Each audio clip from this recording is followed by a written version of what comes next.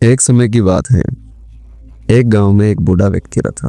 वह अपने बेटे को लेकर बहुत चिंतित था, क्योंकि उसका बेटा बहुत ही आलसी था। वह न तो कोई काम करता और न अपनी जिंदगी का कोई उद्देश्य समझता था।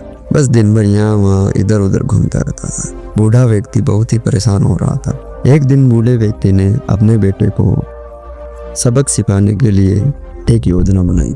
उसने उसे बुलाया और कहा, बेटा जाओ, जाकर मेरी अलमारी में रखी घड़ी निकाल कर लाओ। लड़के ने अलमारी से घड़ी निकाली और पिता के पास आ गया। बूढ़े व्यक्ति ने कहा, बेटा जाओ, अब इसे बाजार ले जाओ और देखो कि लोग इसकी क्या कीमत लगाते हैं।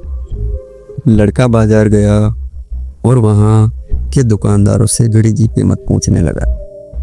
किसी ने 500 रुपये बताए तो किसी ने 800 और किसी ने 1000। लड़का बहुत निराश हुआ और वापस आ गया।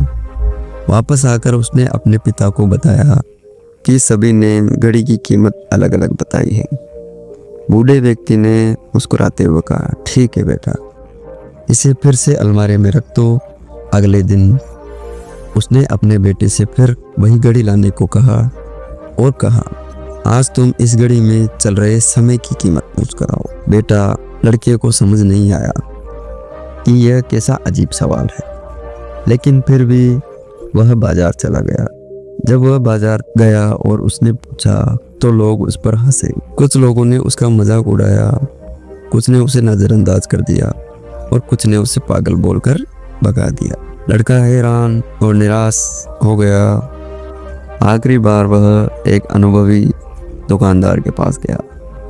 उस दुकानदार ने उसकी बात ध्यान से सुनी और हल्के से मुस्कुराते हुए कहा, बेटा, घड़ी की कीमत हो सकती है, लेकिन समय की कोई कीमत नहीं होती है। तुम लाखों करोड़ों रुपए देकर भी अपनी जिंदगी का बस एक सेकंड वापस नहीं खरीद सकते। समय की एक बुरी बात यह है कि यह गुजर जाता है, और इसकी अच्छी बात यह भी है कि यह तुम्हारे हाथ में होता है कि तुम इसे कैसे व्यय करते हो।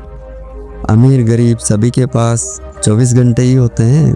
बस फर्क इस बात का होता है बेटा कि उसे कौन कैसे इस्तेमाल करता है। यह सुनते ही लड़के की आंखें खुल गई। उसे अपनी जिंदगी का सबसे बड़ा सबक मिल चुका था। वह अपने पिता के पास गया और पूरी बात बताई। उस दिन के बाद से उसकी सोच और जिंदगी दोनों बदल गई।